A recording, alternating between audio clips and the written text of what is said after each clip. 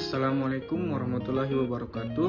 Kami dari kelompok 15 mata kuliah psikologi abnormal akan menyampaikan materi kami yang berjudul gangguan kepribadian. Kami beranggotakan 5 orang, yaitu yang pertama saya M. Iza Syamputra, kemudian ada Fitri Natalia, kemudian Adra Hasro Pratama Gultom, kemudian Elvina Damayanti dan Wardatun Sakinah. Ada beberapa yang akan kami bahas di sini. Yang pertama itu ada pengertiannya, kemudian ada jenis-jenis gangguan kepribadian, kemudian gejala atau perilaku yang muncul, kemudian faktor penyebabnya, cara mengatasi, dan contoh kasusnya. Kami mengambil pengertian dari beberapa tokoh, yaitu yang pertama ada Milon. Milon mengungkapkan gangguan kepribadian adalah keadaan di mana individu tidak dapat menilai suatu keadaan dengan baik, sehingga menimbulkan cara pikir dan cara tindak yang kaku dalam setiap situasi, sehingga menyebabkan terbatasnya aktivitas sosial dan pergaulan baik di masyarakat, sekolah maupun di tempat kerja. Kemudian Larsen menyatakan bahwa gangguan kepribadian adalah suatu bentuk perilaku kebiasaan yang sangat jauh berbeda dengan kebiasaan seseorang pada umumnya.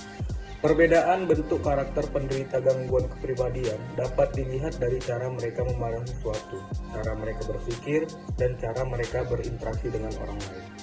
Ada beberapa jenis-jenis gangguan kepribadian. Yang pertama yaitu ada gangguan kepribadian borderline.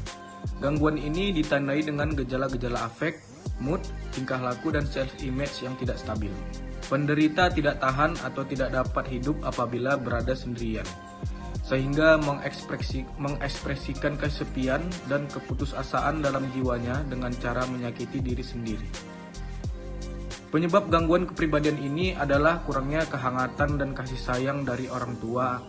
Mereka hanya menerima perintah yang bersifat otoriter. Kemudian yang kedua ada gangguan kepribadian skizoid.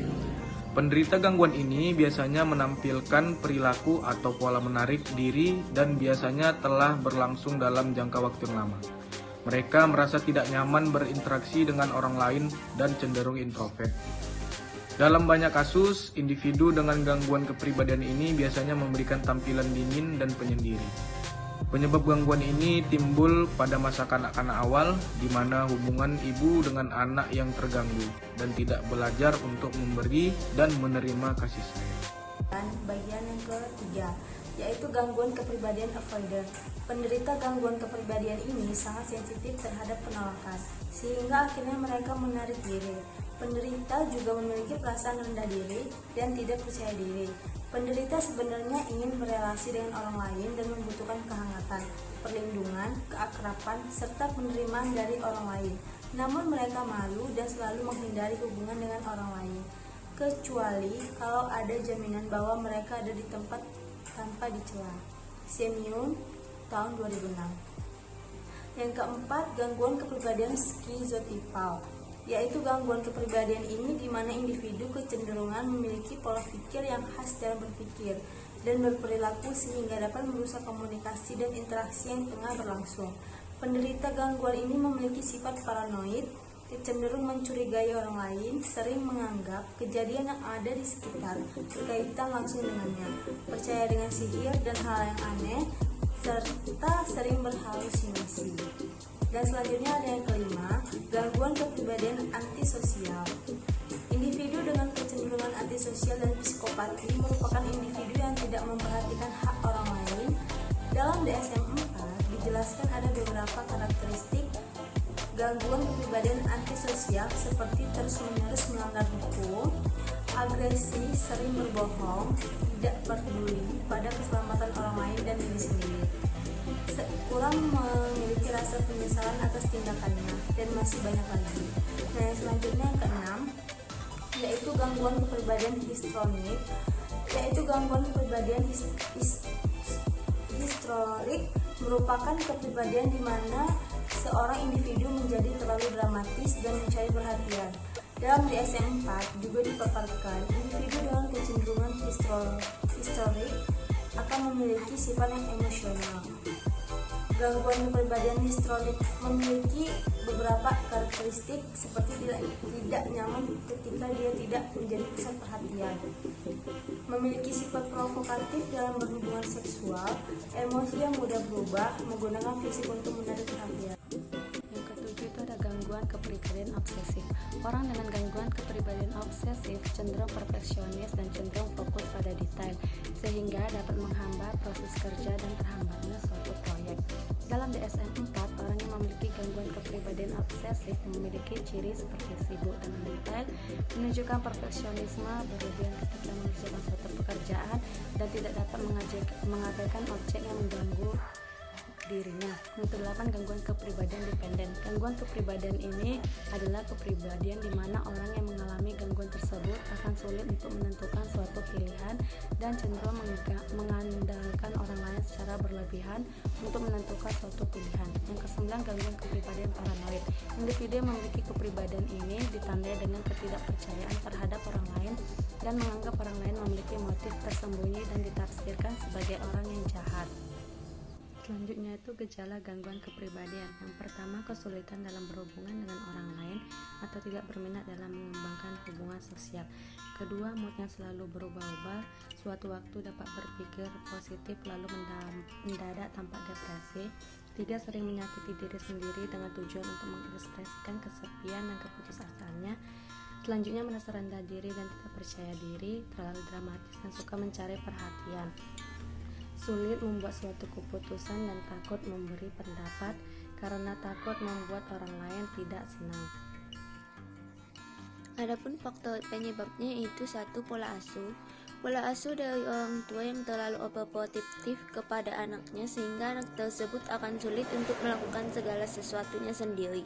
Dan karena hal tersebut dilakukan berulang-ulang, maka akan menjadi kebiasaan anak tersebut dan hal itu akan sulit untuk diubah.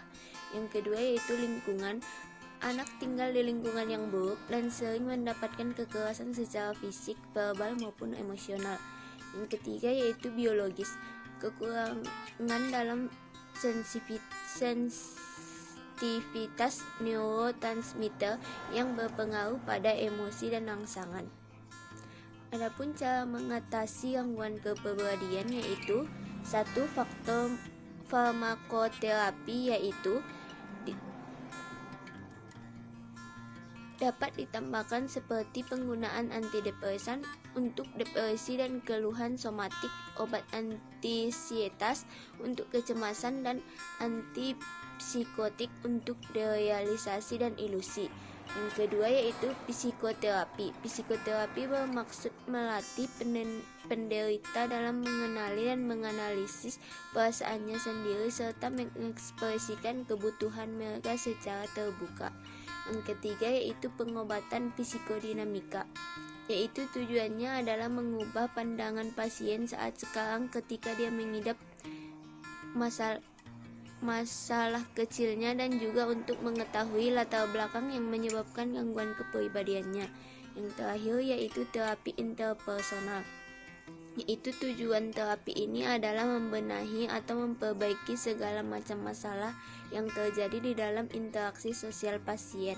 Selanjutnya ada contoh kasus. Seorang perempuan berusia 29 tahun dengan keluhan merasa hidup tidak menentu dan sudah 5 tahun berganti-ganti agama, Kristen, Islam, Buddha, Betanin, Tiberias, Pentakosta, Katolik, pekerjaan, teman, dan bingung akan berpacaran dengan laki-laki atau perempuan.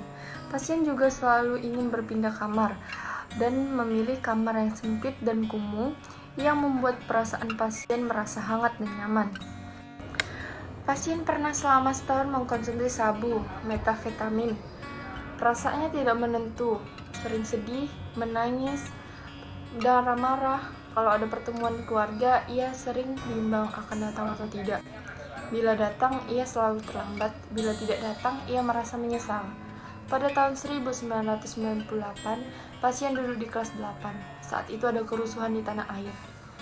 Dan pasien dikirim oleh orang tua dan kakak perempuan ke Malaysia. Tindakan penyelamatan ini disikapi pasien dengan merasa ditinggalkan orang tua. Pasien juga merasa orang tua pilih kasih, karena pasien diberikan dan diasuh nenek sejak berusia 2 tahun. Menurut orang tua, pasien cucu kesayangan nenek. Karena itu, nenek ingin mengasuhnya. Pasien tidak dekat dengan saudara-saudaranya. Bahkan sering tidak berkomunikasi dengan saudaranya sampai berbulan-bulan. Ia sering marah pada diri sendiri, benci pada Tuhan, orang tua, dan orang di sekitar yang menurutnya membuat pasien menjadi seperti ini. Pasien mengakui bahwa ia sebenarnya menyayangi orang tua dan neneknya. Pada tahun 2005, pasien berobat pada psikiater dan diberi antipsikotik dan antidepresan. Pasien kerap mengingkari janji konsultasi atau pasien mau konsultasi bila orang tua bersedia menjemputnya di suatu tempat. Namun, saat orang tua tiba, pasien pergi ke tempat lain. Pasien dirujuk ke hipoterapis. Dan setelah 5 sesi hipoterapis dengan jarak 2-3 minggu, pasien tampak mulai memahami dirinya dan tidak uring-uringan lagi. Pasien mau mengikuti Intelligent Based Treatment (MBT) yang dijalannya secara teratur selama 2 tahun. Sudah 5 tahun pasien bekerja pada satu tempat, telah memilih satu agama, dan merasa lebih nyaman dengan diri sendiri dan orang di sekitarnya dan sudah memantapkan pilihan pasangan hidupnya. Terima kasih.